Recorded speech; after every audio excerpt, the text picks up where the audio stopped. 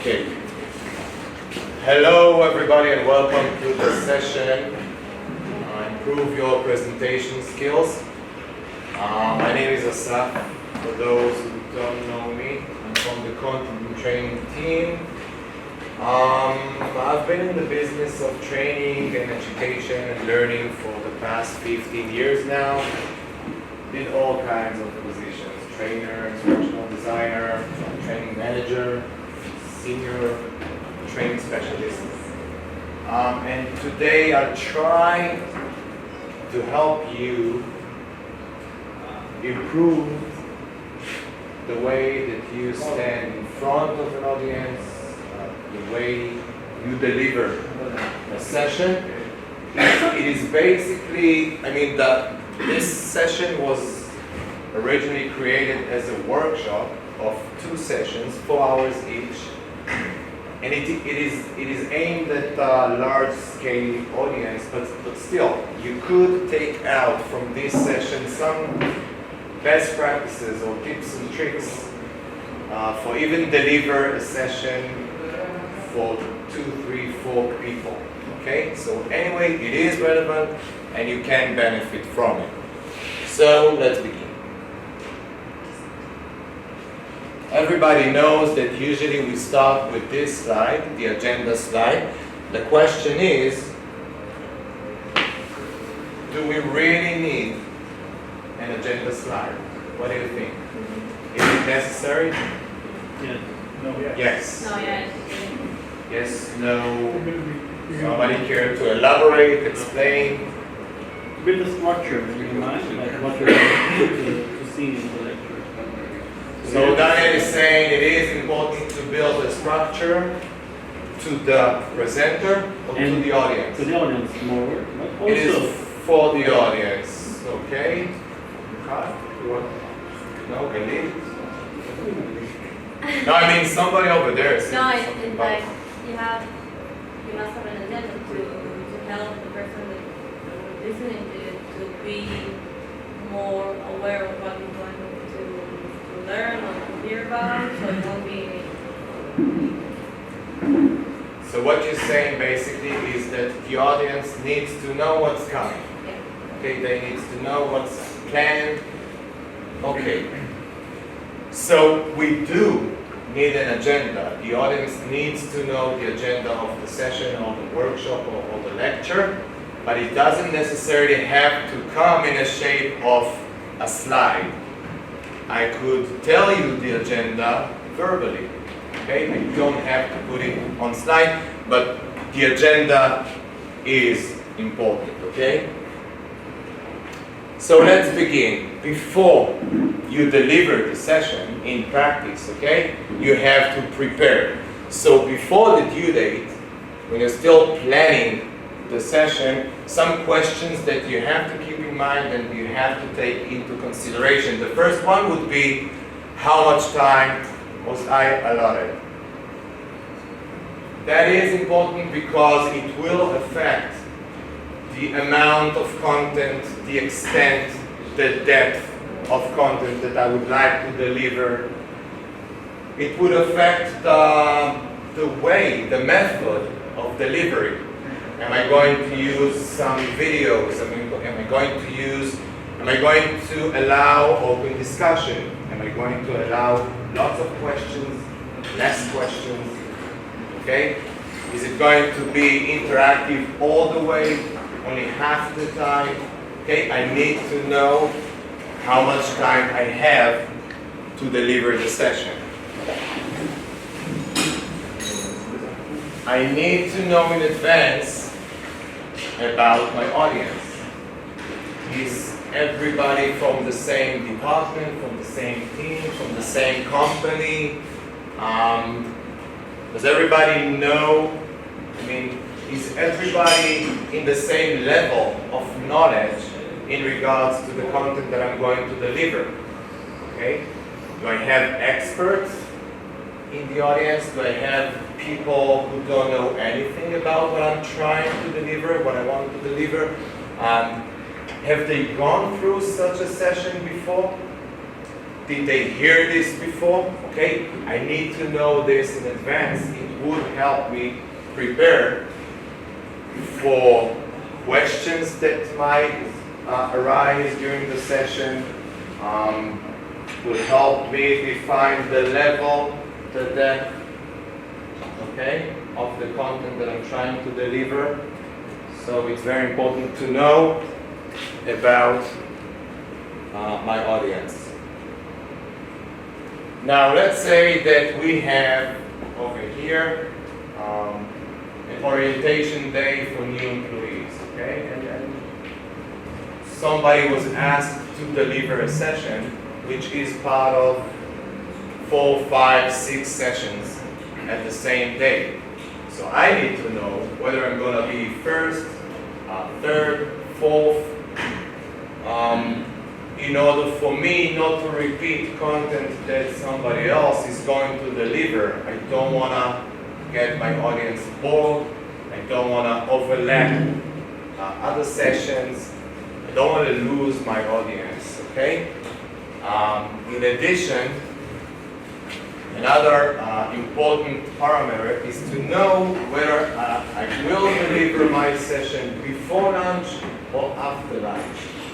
It's very important because if I'm going to do it before lunch, so I have to keep in mind that the last part of my session won't be too heavy or too long because my audience is going to lose patience. They want to go for lunch. Okay, so I have to keep that in mind. If I'm after lunch, so I have to keep in mind that I have to do something dynamic, interactive to keep them awake. Okay, not to lose them. Again, these are very important things that you have to keep in mind. Okay, and the most important thing, not only when you create or prepare to deliver a session, even when you, with everything that you do, even when you go into a meeting, only a meeting, not a session, not a workshop, not a lecture, a meeting. There must be a goal, okay? What do we want to achieve?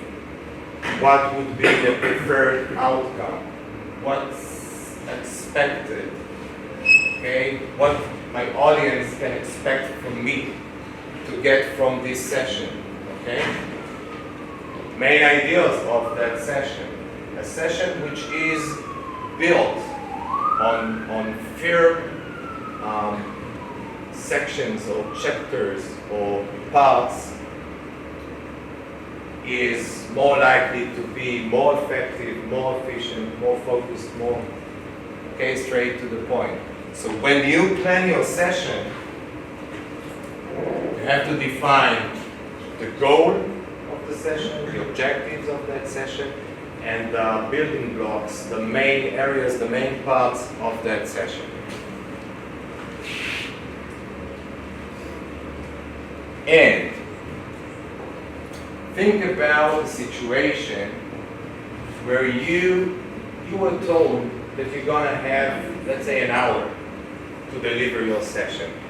But all of a sudden, something happened, and they had to cut the entire day or your session only, and you have to be able to explain the main point of your session in only 1 minute.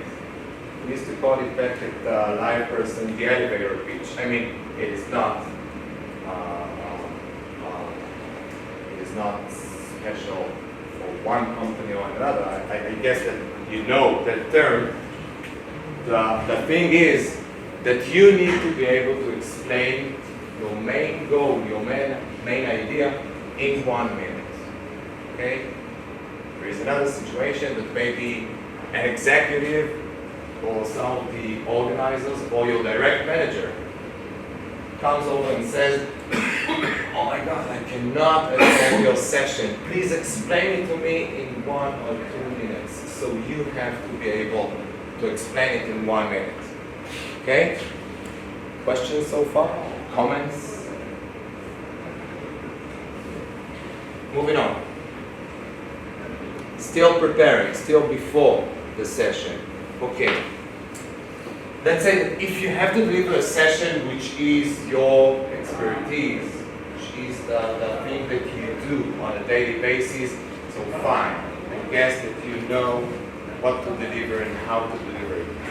But if you were asked to deliver something that you're not used to, or you're not that expert in that topic, so you have to conduct a thorough research before the session.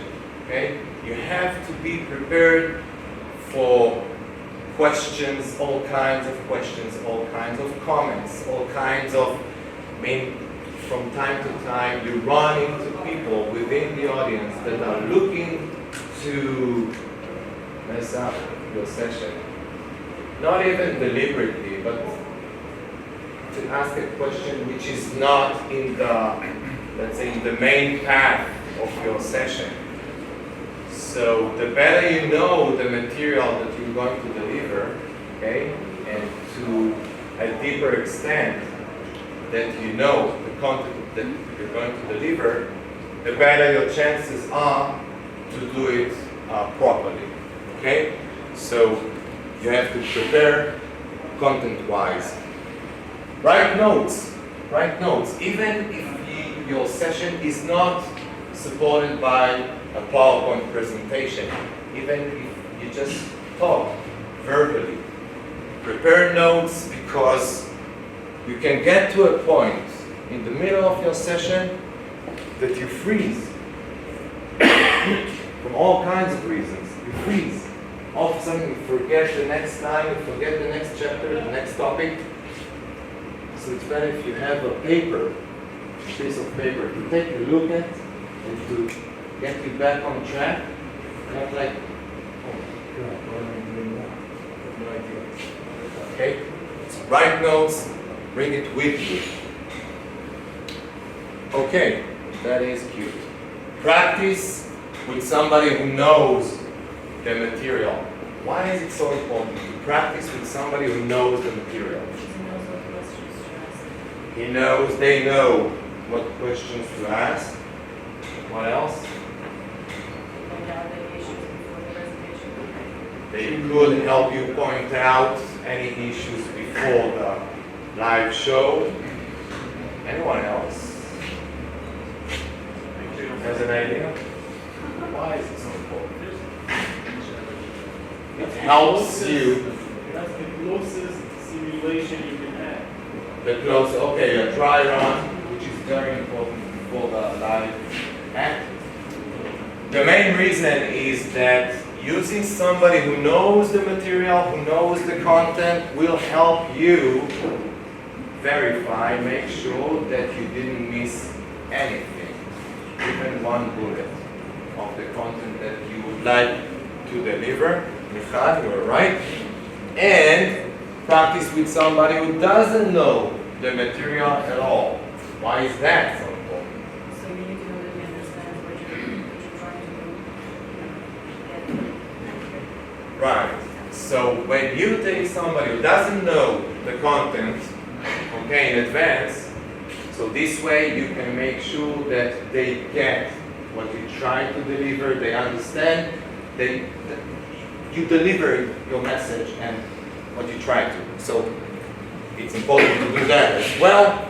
And take time. Okay? If I know that I have 2 hours for my session, I have to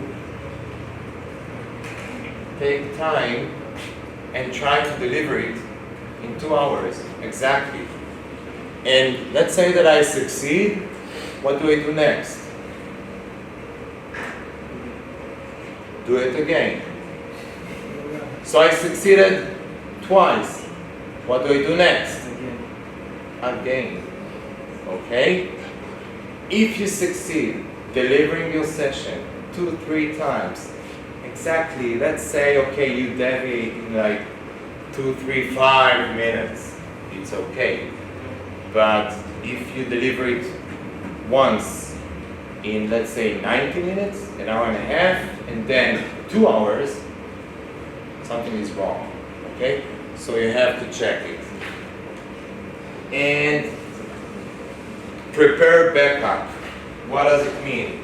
Let's say that my session is comprised of live demos, and I have to connect to the Wi-Fi of the company, and I have to, I don't know, log into some infrastructure, some system, some whatever. So I have to record my demo in advance. I have to, let's say I have documents over the net, the server. I have to download them to my machine, okay? Because if I don't have connection, if I don't have access to that server, to the Wi-Fi or whatever, I can still project it or present it from my machine, okay? So prepare backup. Okay, another thing. Come early. Let's say that you were invited to this conference and you're supposed to speak over there. Not even a conference, even here, okay? We spoke about an orientation day for new employees and you were invited to deliver a session, okay? Come down here before your session. And why is that? First of all, get to know the speaker's physical space. I need to know if I'm going to stand on a stage or if I have a small room, a big place. What's the height that the audience is gonna be? They're gonna sit, they're gonna stand, you're gonna sit, you're gonna stand. Do you need a mic? Is there a mic? Is there a podium that I can put my notes on? Okay, I need to know all that stuff in advance. It will help me make sure that everything is working properly. If it's possible, if there is a break between the session that is before yours, so try to plug in, try to put the presentation on to see that the resolution stayed the same, that nothing got lost. Especially if you have to put your presentation into a main computer that all the presenters, they have to present from it. Okay? Sometimes you lose resolution, sometimes things change. You have to check that everything is working properly. Yeah, you gotta know your on-site support channels, which means who's gonna help me if something crashes, okay? If the maybe it's going to be the IT department. Maybe there's nobody around and you can figure out before how I operate it alone. Let's say that right now the screen goes off, okay? Turns off. So do I know how to operate it? Do I know how to fix it? Do I know who to turn to in order to fix it? I need to know this stuff in advance, okay? And some mental preparation. It's important to come early in order for you to reduce the level of your excitement. Because when you get to a place that you have to deliver a session in, and let's say that there is a presenter right now presenting their session, I'm like, I see the audience, I feel the audience. By the questions that they ask them, the presenter, I know if the audience is tough, if the audience is nice, friendly, I know what to expect. I'm not afraid, I'm not excited, okay? I know what's coming. So, try to be there as early as possible. Okay. Up until now, we spoke about the preparation for your session. Any questions? All clear? Okay. Moving on. There are two core strategies in building a session or a lecture. This is the classic one, the classic TTT. Does anybody know it? No? Okay. The classic TTT is, first of all, tell your audience what you want to tell them. That is the introduction part, okay? I'm gonna tell you what's expected. I'm gonna tell you what we're gonna talk about today. That is the first part of that classic TTT structure.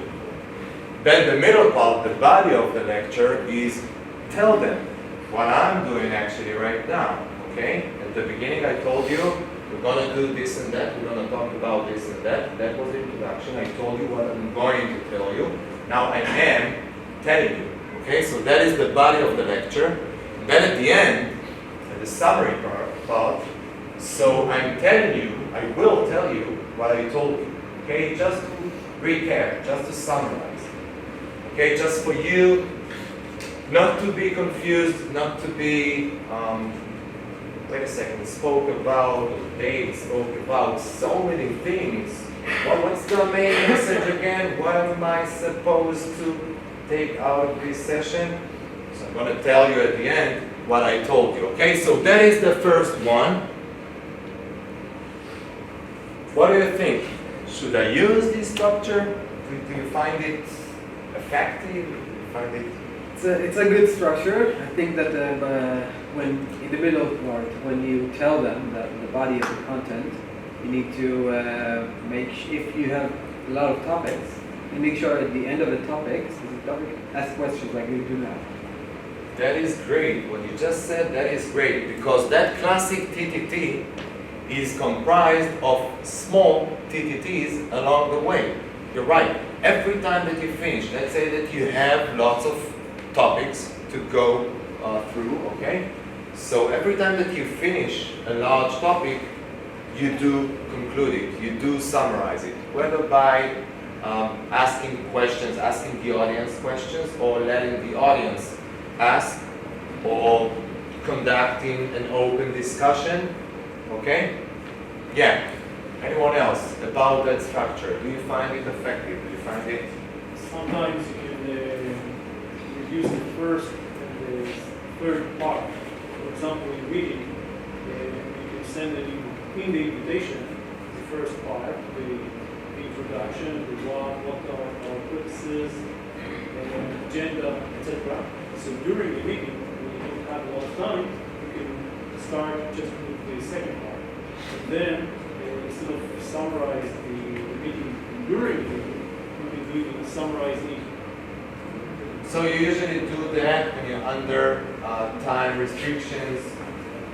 Okay, you use other methods in order to keep that structure, but not necessarily within the session itself, like prior to it and after it. It's not applicable for every kind of session. If you're in a learning session, you just can't cut off some parts.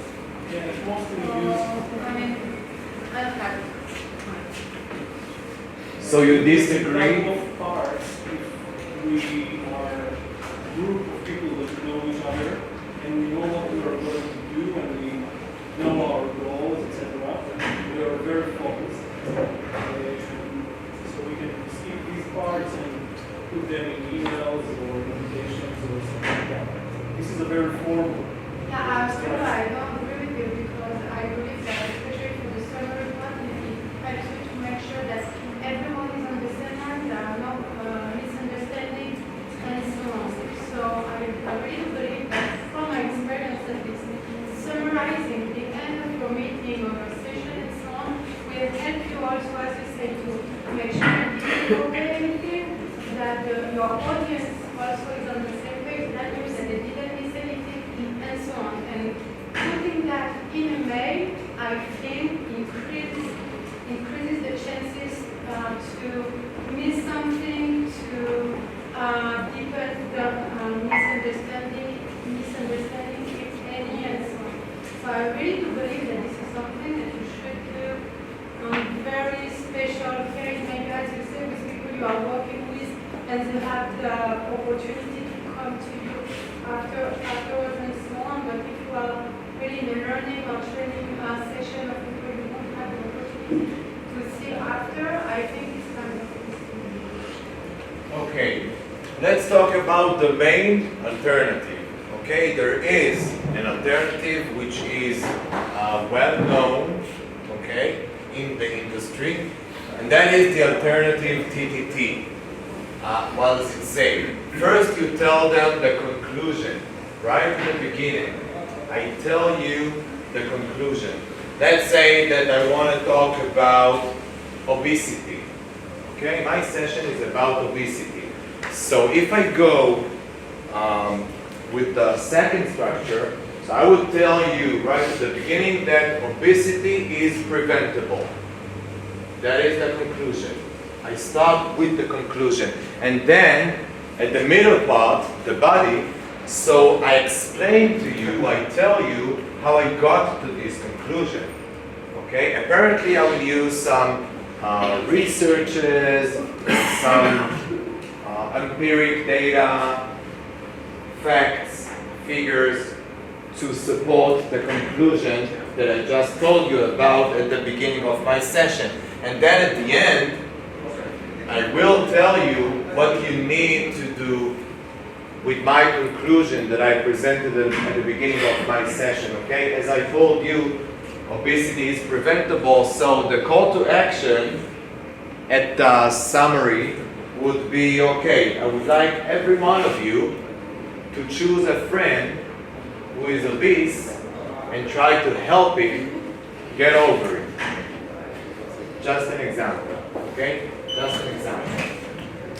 So these are the main two structures of building a session, delivering a session. We'll get back to it. So, do you think it's wise to mix between the classic TTT and the alternative TTT within the many topics? What do you think? Daniel is asking whether it's wise to mix between them.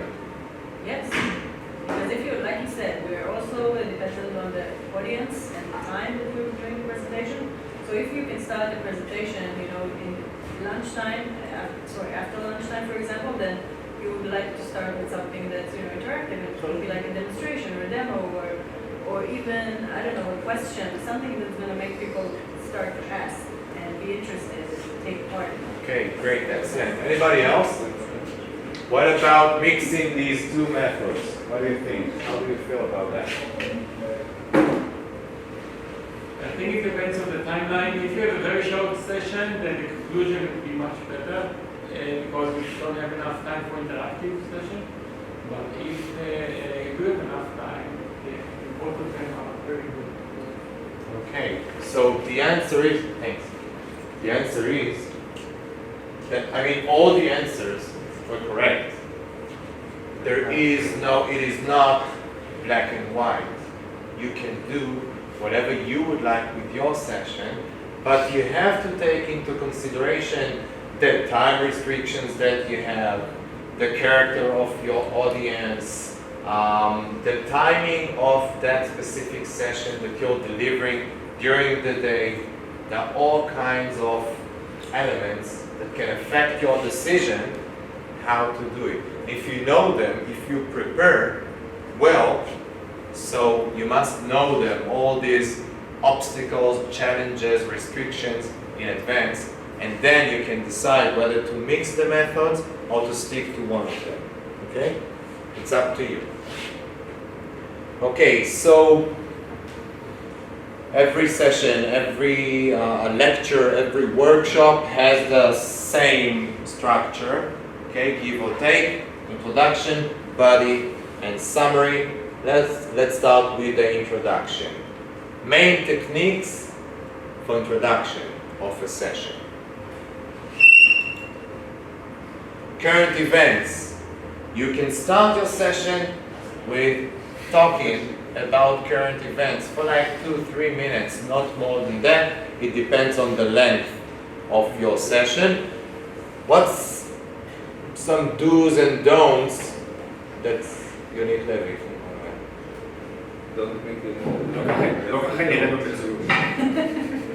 Kind Don't of. talk about negative events. Okay, a TV show. You could start with talking about the TV show. Has anybody seen last night what happened in the after the Dodge? Okay, 2-3 minutes. You talk to your audience about a TV show. You get some responses, you get them to react, to be engaged, okay? And then you can go on with your session. So TV show is allowed, whether you can talk about, oh my God, did you see last week I went to the beach, oh my God, it was like 30 degrees in the middle of the winter. And then you can begin your session. Industry news, let's say that everybody is from support, so I come up with some news about support.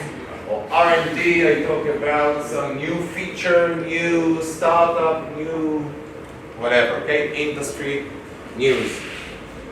Rock concert. Oh my God, I went to see Shlomo Artzi on Friday. It was amazing. No. And then you go on with the session. Okay, what I think not some should be on the right side. to do, huh? On the left side, huh? On the don'ts. Okay, religion. Don't say that all the Jews are ugly.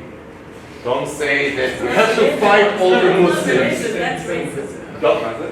I'm just saying, don't talk about religion, don't talk about religious stuff. That's not a good way to start your session, okay? Don't. Politics. Oh my God, everybody that voted for the Likud is stupid. Over there, maybe you could, because it's not happening over here.